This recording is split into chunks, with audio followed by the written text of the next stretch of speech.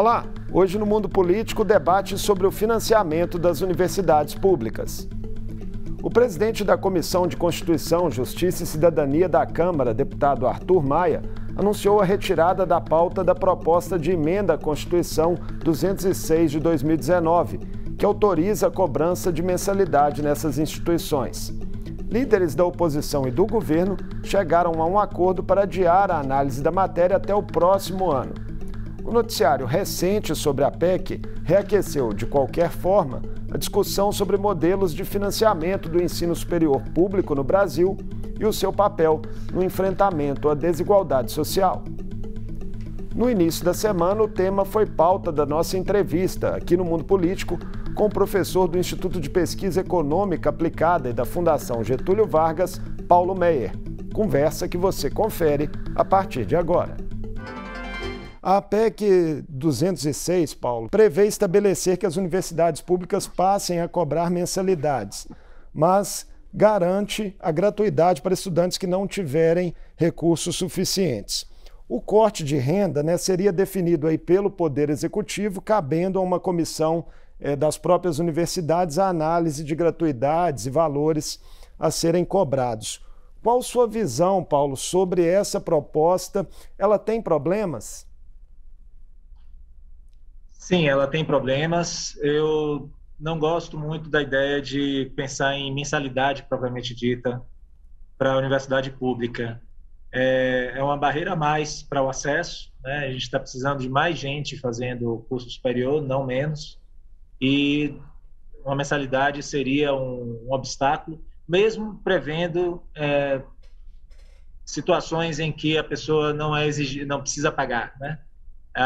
Isso é fundamental, mas pode não ser o suficiente. Primeiro, porque é difícil estabelecer qual seria esse recorte. Pode ser que se estabeleça um recorte de renda muito baixo, e aí tem muita gente pagando e tem algumas dessas pessoas com dificuldade de pagar, né? Seja porque vem de uma origem de uma família que não tenha condições, seja porque mesmo uma família de classe média pode ter, né, alguns filhos nessa situação e pode ser difícil, então vai variar muito de caso a caso e fica complicado estabelecer um critério que seja realmente justo e eficiente, né? Por isso que eu não gosto da discussão em mensalidade, mas principalmente porque é a alternativa mais eficiente e justa, né, postergando a cobrança para depois e vinculando a renda futura da pessoa. Você pesquisa há um bom tempo o financiamento do ensino superior no país. Há muitas resistências para que esse tema avance? Há muitas resistências para que avance um financiamento compartilhado, né, entre o Estado e o beneficiário direto, no caso, o estudante. Isso é uma resistência histórica. É até justificável que tenha, né, um movimento para garantir gratuidade. Eu vejo apenas de uma maneira um pouco diferente. A gratuidade deve ser garantida no ponto em que a pessoa está estudando, no momento em que ela está passando pela universidade. Por outro lado, como a universidade pública é financiada por todos os pagadores de impostos, inclusive quem não vai para a universidade nunca, né? Acaba sendo uma ideia também de justiça social, que quem passa pela universidade pública, que não deixa de ser um privilégio, né? Não é parte da escolarização obrigatória, é algo que a gente quer incentivar, mas não é obrigatório que a pessoa estude, né, faça um curso superior. É justo que ela contribua de alguma forma. Como eu falei antes, eu não acho justo que essa contribuição seja no momento em que está estudando, porque é mais uma barreira que se coloca para algo que a gente quer incentivar e não desincentivar. Na sua avaliação, então, esse debate não deveria ser interditado, como muitas vezes é? Não, de forma alguma. O lado bom dessa PEC é trazer esse assunto para a pauta. É algo que precisa ser enfrentado por questão de justiça social, mas também porque as universidades públicas precisam de recursos adicionais. Não dá para achar que apenas o orçamento público vai ser suficiente inclusive para garantir a expansão que a universidade pública precisa. Atualmente, nós temos apenas 1 em cada 4 matrículas do ensino superior nas universidades públicas. As outras 3 de cada 4 estão nas privadas. A universidade pública precisa expandir, como o ensino superior, de um modo geral, ainda precisa expandir. Temos relativamente pouca gente com curso superior, temos uma quantidade ainda baixa de jovens estudando, fazendo faculdade, né, inclusive em comparação com países da América do Sul. A gente precisa ter metas agressivas, como tem, inclusive, no Plano Nacional de Educação, né, de colocar 1 em cada 3 jovens de 18 a 24 anos no ensino superior. Estamos ainda longe de alcançar essa meta e precisamos de expansão do ensino superior e de recursos para que essa expansão aconteça com qualidade. Então, nada mais justo que, além do orçamento público, tenha outras fontes de financiamento. Uma delas, possível, é a contribuição de ex-estudantes. Pois é, você defende um modelo, né, com uma espécie de contribuição de estudante vinculada à sua renda pós-formatura. Como funcionaria isso em linhas gerais e em que você se baseou para entendê-lo como adequado? Certo. Bom, eu venho estudando isso há um tempo já, né?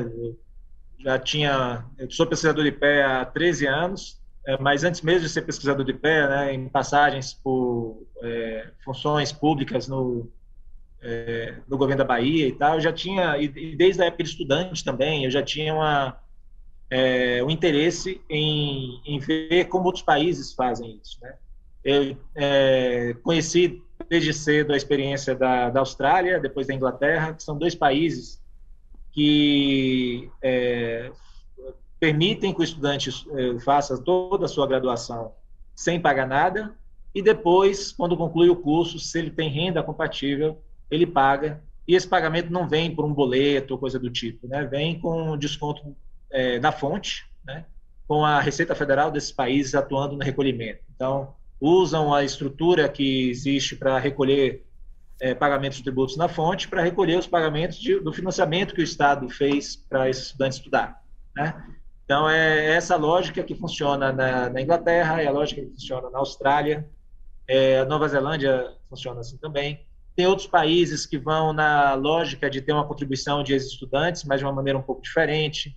Na Hungria, no Uruguai. O Uruguai tem um caso interessante também de se olhar, porque o estudante, depois que se forma, se ele ganha acima de certo patamar de renda, ele tem uma contribuição, porque essa contribuição não é vinculada à renda, né? Só a faixa de isenção é que é definida, mas ele paga uma contribuição de acordo com o valor que foi estipulado para o curso que ele fez. E esse recurso é utilizado para financiar os atuais estudantes, não dando bolsa exatamente, porque a universidade lá é gratuita, mas dando uma ajuda de custos para que o estudante, que é uma pessoa adulta, possa, de fato, se dedicar aos estudos sem ter que trabalhar ou sem ter que depender da ajuda da família para cobrir os custos mais diversos, né? Desde material de estudo até transporte, muitas vezes alojamento, né? Quando a pessoa tem que, inclusive, se mudar de cidade para poder estudar. Tem uma série de despesas que vão muito além, né? Quem tem filhos, poder ter alguma estrutura de cuidado dos filhos enquanto está estudando. Então, é uma série de custos que vão muito além da mensalidade, de uma eventual mensalidade, que está envolvida no estudo superior, né? Que tem pessoas adultas ali. Considerada a desigualdade social do Brasil, você acredita que esses modelos de pagamento aí utilizados em países desenvolvidos como Austrália e Reino Unido ainda assim poderiam ser aplicados à nossa realidade? Ah, sim. Primeira coisa, o ensino superior ele é seletivo, né? As cotas e ações afirmativas ajudaram muito a trazer diversidade para os campi das universidades, mas ainda é relativamente pouca gente que chega no ensino superior. E o retorno para o ensino superior é alto no Brasil. Claro que, no caso concreto, esse retorno pode não vir. Eu posso concluir um curso superior e demorar de ter uma boa inserção, talvez essa inserção que eu espere ter nunca venha a acontecer, por uma série de razões que não necessariamente tem a ver com as decisões da pessoa, mas, enfim, tem muitas coisas que fogem do alcance dela. E um sistema como esse é justo nesse sentido, porque se você não tem o retorno que se esperava que tivesse com o seu curso superior, você não paga. Agora, de um modo geral, as pessoas têm um retorno em algum momento. E por que não retribuírem isso justamente porque a gente vive num país de baixa renda, não é assim, renda média, digamos assim, mas com grandes desigualdades e que boa parte dos pagadores de impostos jamais chega na universidade. Então, dividir melhor essa conta é algo positivo, além de ter, sim, potencial para arrecadar mais para as universidades. Esse potencial existe justamente porque muita gente que se forma acaba tendo, em algum momento, um retorno que permita pagar de volta, né, por uma parte desse investimento que o Estado fez. Os críticos à medida, Paulo, consideram que cobrar mensalidade nas universidades, ou mesmo essa contribuição a posterior, poderia levar alunos mais ricos a buscarem instituições privadas, o que aí diminuiria a pressão de grupos de elite poderosos por melhorias nas universidades públicas. Qual a sua opinião sobre esse ponto específico? É uma preocupação justa, né? Mas eu acho que as pessoas que fizeram essa crítica à ideia de uma contribuição superior estão pensando numa taxação pura e simples. Não faz sentido, de fato, o Estado taxar quem faz curso superior.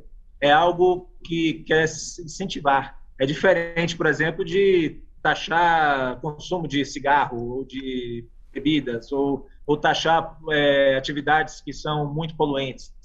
Essa taxação tem um sentido de desincentivar, né, a atividade. Aqui não, aqui a gente quer incentivar. Então, quanto menos barreiras tiver para cursar, melhor. Por outro lado, precisa levantar recursos e quem faz curso superior tem condição de contribuir um pouco mais.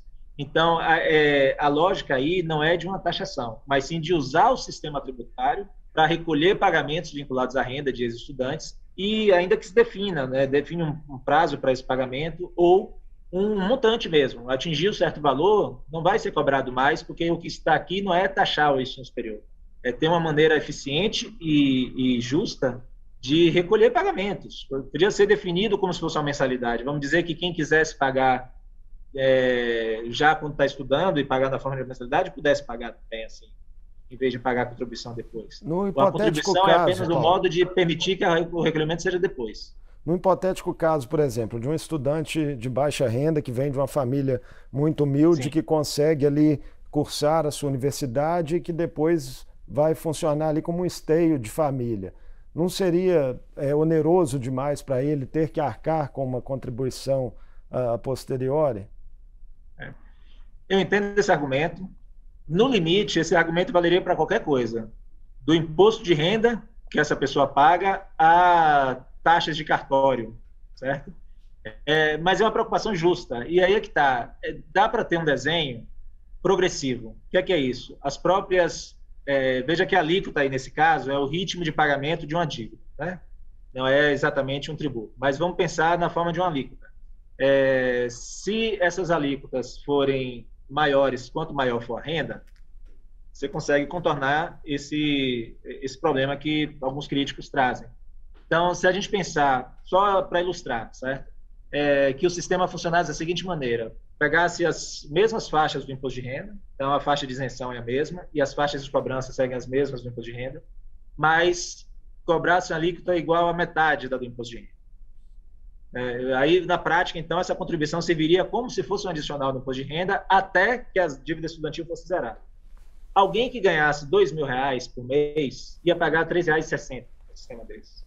Porque ia ser a alíquota primeira do imposto de renda é 7,5, metade dela, R$3,75, multiplicada pela diferença entre R$2.000 e a faixa de isenção, que é R$1.903 e alguns centavos. Então, iria pagar R$3,60. Não é algo que fosse impossibilitar a pessoa de manter seu bem-estar com o salário que ela ganha. Alguém que ganhasse R$20.000 já ia pagar mais do que R$2.000, que é a ideia de uma tributação progressiva, que é o que muitos desses críticos defendem. Defendem uma tributação mais progressiva. Esse formato tem características de aumentar a progressividade da tributação, não é incompatível com a defesa da tributação maior da renda, independente se fez ou não no ensino superior, e pega, sim, um público que acaba tendo um retorno por conta dos estudos que teve, e esses estudos foram financiados pelo Estado. Então, e financiado, inclusive, por quem não chega lá no ensino superior. Então, você estaria criando, na verdade, um sistema mais eficiente de cobrança, mas e mais justo também, e que não é uma taxação pura e simples, simplesmente um mecanismo para ter um cofinanciamento por parte de quem estuda na universidade pública. Já há propostas no Congresso mais nessa linha do que você defende? Ainda não. Eu tenho notícias de que tem alguns parlamentares buscando retirar o foco da PEC 206 e colocar para uma proposta nesse estilo, né? Não conheço ainda nenhuma proposta concreta, não vi nenhum parlamentar apresentar ainda, apenas se manifestar, né, por redes sociais. E eu espero que essa PEC ajude a trazer esse debate, né, e ajude as pessoas a pensarem um pouco além da dicotomia entre cobrar mensalidade ou não cobrar mensalidade. Né? Acho que vai ter algo que sai um pouco desse derby aí, desse conflito. Mas essa cobrança, né, nas universidades públicas, seja por mensalidades ou a posteriori, ela seria compatível, Paulo, com a política de cotas e ações afirmativas que nos últimos 10 anos tiveram resultados expressivos, mudando aí o perfil das universidades públicas no Brasil? Não poderia haver aí um risco de retrocesso? Não vejo por quê. As cotas atuam nas regras de ingresso da universidade.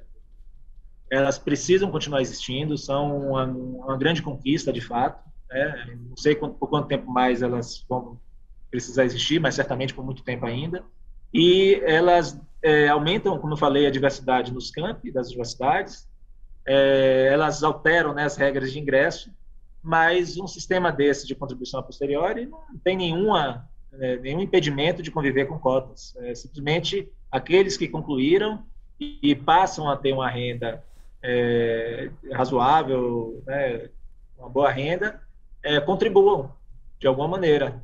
E para uma reflexão também, assim, a gente tem tanta resistência a algum tipo de contribuição de egresso da universidade pública, mas, ao mesmo tempo, tem muitos estudantes também com baixas condições que acabam indo para as privadas, alguns conseguem bolsas, outros conseguem financiamento que tem que pagar depois, né?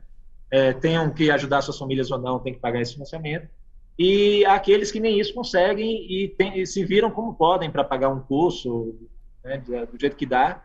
Por que os egressos das universidades públicas não podem também contribuir para ajudar a financiar a expansão necessária, inclusive para colocar mais gente que não tem a condição de pagar nos bancos das universidades públicas? Vamos falar então um pouco também dos desafios mais gerais do ensino superior no Brasil. O país está enfrentando uma profunda desigualdade social, né, que vem crescendo acentuadamente aí nos últimos anos de recessão. Qual a importância do ensino superior para reverter esse processo, de um fortalecimento do ensino superior? O ensino superior tem um papel muito importante nesse processo. Investindo no ensino superior, a gente está investindo, em última instância, em ganho de produtividade. As pessoas passarem a ter condição de fazer melhor o que elas sabem fazer bem, né? Isso é um ponto essencial para o crescimento do país, né? Também permitir que as pessoas se desenvolvam da melhor maneira que elas podem. Então, aquelas pessoas que querem estar no ensino superior, querem fazer um curso superior, têm que ter a condição de fazer isso. O Estado tem que ajudar a dar essa condição, né? Seja oferecendo as vagas, seja financiando-as. E o que não precisa é que seja irrestritamente gratuito, né? Você pode garantir o uso gratuito e depois, de acordo com o retorno, ter a retribuição, né? Mas, enfim, é extremamente importante o ensino superior para o desenvolvimento do país. Então, não vai prescindir de investimento público, tem que continuar investimento público.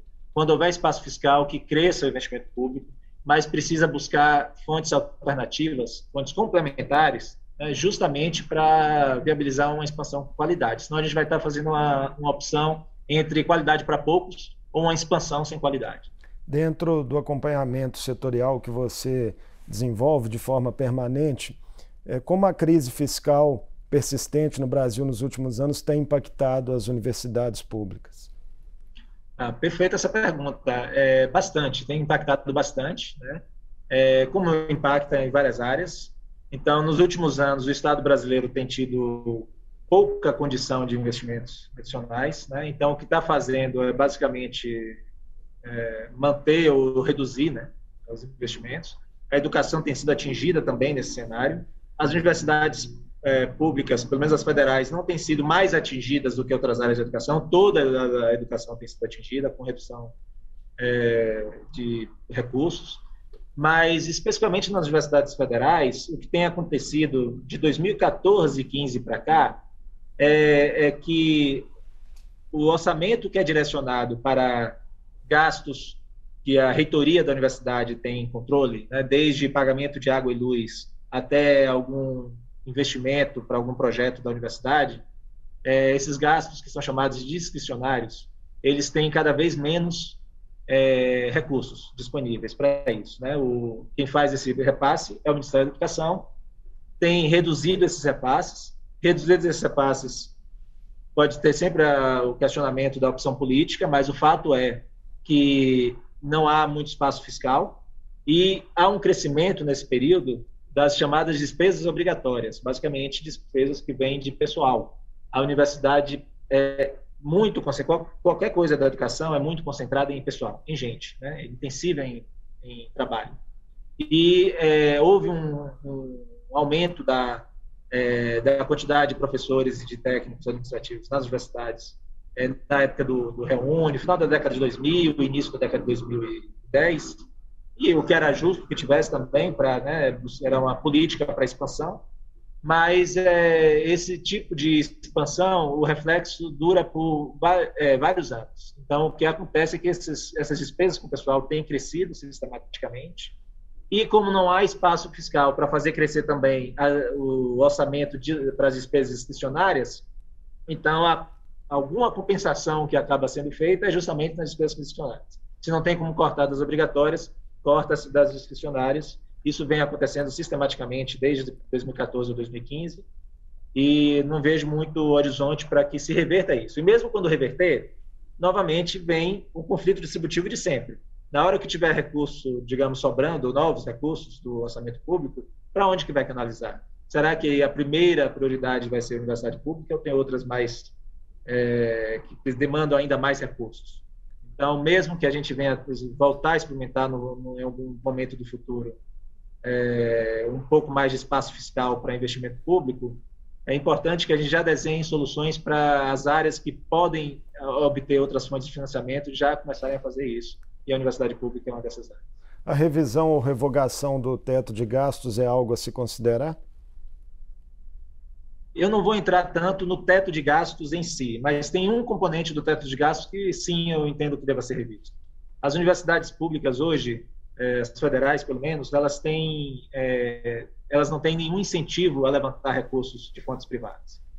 Por exemplo, tem universidades que dispõem de patrimônio que poderia ser revertido, né, ou mais revertido em aluguéis e uso desses espaços, né, enfim, tem universidades que poderiam fazer parcerias com a iniciativa privada e ter algum tipo de dessas parcerias. E se antes já era difícil ver a universidade fazendo isso, agora é virtualmente impossível fazer, ou pelo menos fazer mais do que já fazia, porque essas fontes privadas que entram na universidade entram no teto dos gastos. Então, o que acontece é que se a universidade hoje tem um orçamento de 100, se ela obtiver mais 10 de uma fonte privada, esses 10 vão entrar no orçamento dela de 100 e vão expulsar 10 que vêm de fontes orçamentárias. É isso que vai acontecer por conta de entrar no cálculo do teto de gastos, essa receita adicional que a universidade pudesse obter.